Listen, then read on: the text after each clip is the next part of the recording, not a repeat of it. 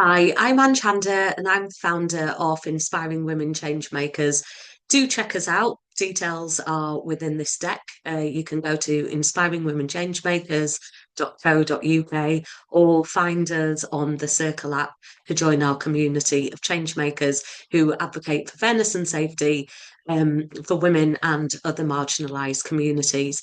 I want to talk to you about joining not-for-profit boards because I've been on boards for around 20 years now, investment panels on various committees, and as the chair of an Arts Council England National Portfolio Organisation, and as a university governor.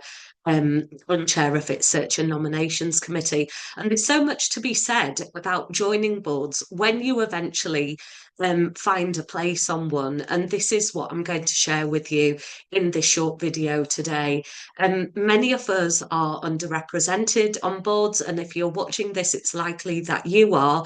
I was surprised, but also not surprised, once I'd looked at some reports to discover that being the chair of an Arts Council England national portfolio organisation within the arts sector and as a university governor at the same time as brown woman, I counted as less than 1% of people holding that kind of role in England and Wales.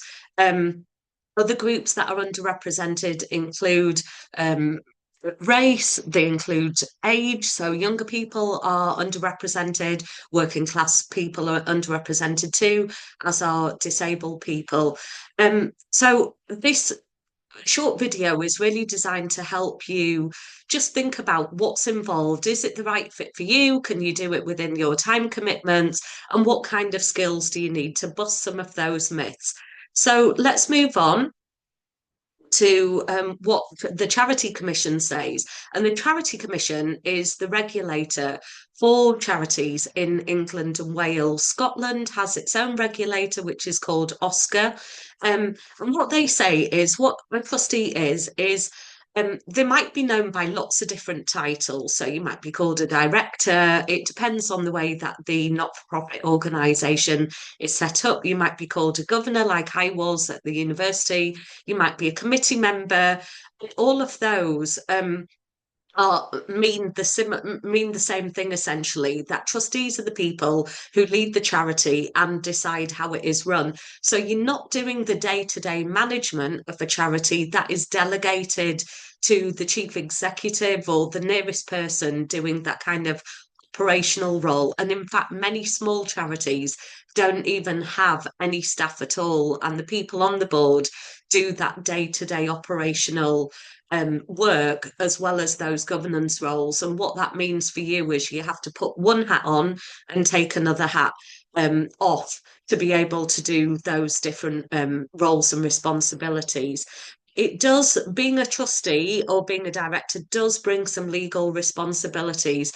So here's what the Charity Commission says, and it's about governance of an organisation. So you set the goals, the direction, the limitations. So I'll explain what some of these complicated terms mean and the accountability frameworks. And then the management is, as I've said, the day-to-day operations, which is the how a charity is run. So very briefly, what we have are six principles that of the Charity Commission around leading a charity and deciding how it's run. So the first bit is ensuring that your charity is carrying out its purposes for the public benefit, and this is a really big distinction. If you are a director of a private company, you are set up for profit. You might be set up for some social aims, but when you are a charity, you are set up for the public benefit, and these are called your charitable objectives. So those are set out when a charity is registered. Sometimes they are updated, but mostly they will say who you're for, where you operate, and what you do. So they are spelt out, and as a trustee, you are there to ensure that the charity is following that framework. So complying with the governing document is exactly what I'm talking about here. We have the charitable objectives, memorandum, and articles of association. The short version of those are available in the public domain on the charities listing on the Charity Commission website. So you can go ahead and Google that and find out a bit more about any charities you're applying to. And that's really great for you doing your research. And you also were responsible for making sure the charity complies with the law. That sounds a bit scary. It doesn't mean that you need to be a lawyer. I do specialise personally in employment law and equality law, but as charity trustees, we make decisions collectively. So it's not just you on your own. You have to make sure that you're asking the right questions at those board meetings and making sure they're documented through the minutes as well. So, what does this mean for data protection? What does this mean for equality? Do we have a policy around that? How does this fit in with our strategy? Those are the kind of questions that a trustee should be asking board level.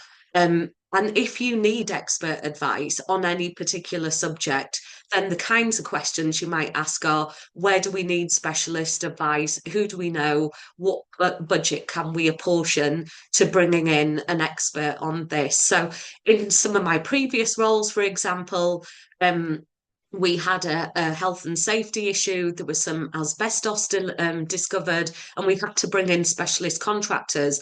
Because it was a capital project, so a building project, we actually had a buffer built in for situations like that before we'd even started the building project. So you've got to think ahead as well. It's not just in the now, it's also looking at the strategic direction and what might happen, even though you haven't got a crystal ball. And when there are few of you on a charity, you can do that. It's doing things to the best of your ability by asking really good questions. Acting in your charity's best interest links to carrying out the purposes for the public benefit. So examples of that are you are making decisions that actively support the people or the wildlife or the places that your charity is set up to do. What it doesn't mean is buying fancy items for the office, or like one charity in Scotland, a mental health charity, sorry, not in Scotland, in Wales, commissioned a sculpture of a dragon. How that links to mental health issues, I have no idea. And that certainly wasn't acting in the charity's best interest, because you have to think about when a charity's money is being spent or its resources are being placed in one direction, that includes staff and time and effort and marketing budget and all these other things. Where could it have been used most effectively instead? Um, Ensuring your charity is accountable. I've already mentioned the Charity Commission for England and Wales and Oscar. Some not for profit organisations are also registered with Companies House, and that's why I said it depends on governance. But you are accountable to them as your regulator. You're accountable to each other as trustees. You're accountable to staff because you have a duty of care. You're accountable to the general public, and you're accountable to other groups like funders and strategic partners. The way you communicate with all of those depends on the nature of those relationships and what impact and influence they have on your charity's operations. You do have to manage the charity's resources responsibly. So, as I mentioned, where is budget going? Where is people time going? Where is energy and focus going? And what weighting do these kind of things have in your business plan and in your strategic plans going forward as well? And that includes things like equipment. So printers, for example, big scale printers have long leases, they're quite expensive. You might want to think about renewing, getting various quotes. All of those are very practical ways of managing charity resources responsibly. And then just to give you some confidence about not having to know it all, acting with reasonable care and skill. You don't have to be a lawyer, you don't have to be an accountant, you don't have to be an HR person, all rolled into one. People might join the board with those specialist skills, especially in particular roles like the chair of a committee, like risk and finance and audit, for example, or a treasurer role, or you might expect that the chair has some additional skills. But you are working together, and the chair of the board doesn't necessarily have more power than you. You are there as equals around that board table, and whoever chairs that board might, in some cases, have a second casting vote. Actually, they are there to chair and facilitate those meetings, ensure good relations with each other and with the staff, and some dotted line management as well from time to time with the chief exec, depending on your structures and however your charity is set up. So hopefully that gives you a bit of confidence and reassurance to becoming a charity trustee. So what else might you need to think about when you're becoming a trustee?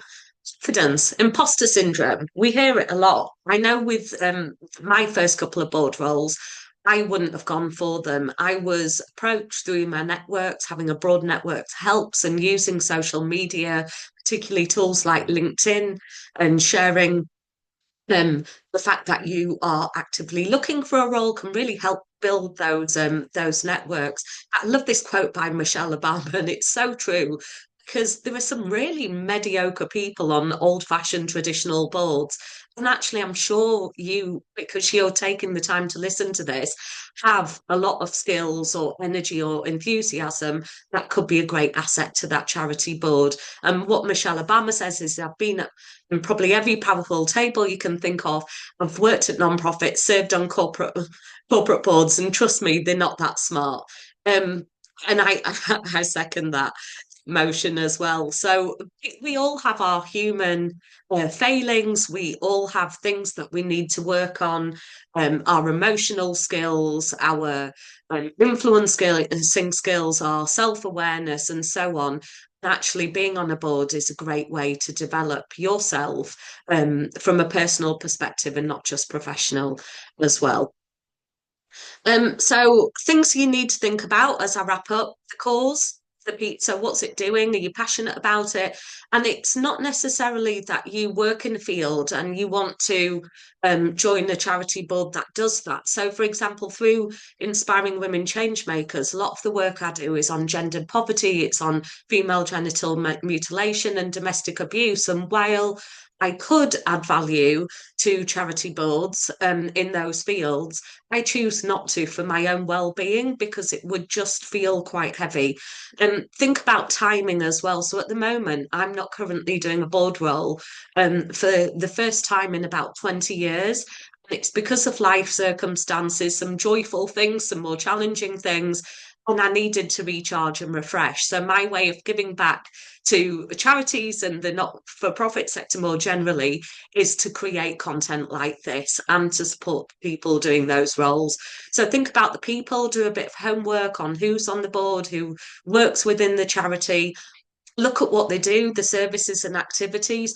Don't assume that you'll be able to get involved with them. There might be another role that's appropriate, so a hands-on volunteer role rather than joining as a trustee. Look at the size, what stage are they at? So are they a startup? They're going to need generally a lot more time than if they are larger, more established and more structured organisation. So I felt that could be the chair for a relatively small arts charity because I had the stability and structure of a university board and all the staffing and support that came with that. But the logistics as well, where and when is it? If these are in-person meetings, can you make them? What about the time? Do you have caring, caring responsibilities, child caring responsibilities, work, shift patterns, all those things. So look at where and when, and if the ad doesn't state it, do ask. This should be really a two-way conversation for the organisation and for you to ensure that it's the right fit for all parties concerned. do ask to observe the first board meeting. You don't have to expect to join straight away either. And here are some places to look. So look at the four, look at Reach Volunteering, Do It, Charity Job, and free guides and things on the internet. And if you Google those, a fair few should come up. So I hope you found that useful. It was a real whistle-stop tour. Look up further information on the Charity Commission that I've talked about. The Charity Governance Code is an excellent code that I use when I'm doing governance consultancy for charities. The four has also brought me in on running workshops like this. Great source of information for you too. Civil society, third sector, which has a magazine and a podcast. I've personally been on that podcast and featured in the magazine, and I really rate the work that third sector does, and it must raise your awareness of what the charity sector is about and who's active on certain themes and causes. NCVO as well, and the Association of Charitable Organisations. If you follow any of these, you'll get to learn about many different charities. As I said right at the start, do check us out, inspiringwomenchangemakers.co.uk. You can find me on LinkedIn. You can also find my public profile on Facebook and the Inspiring Women Changemakers page.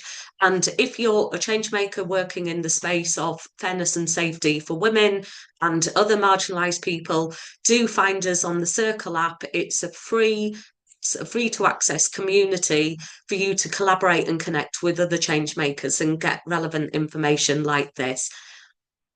I wish you all the best in your trustee journey, whichever stage you are at.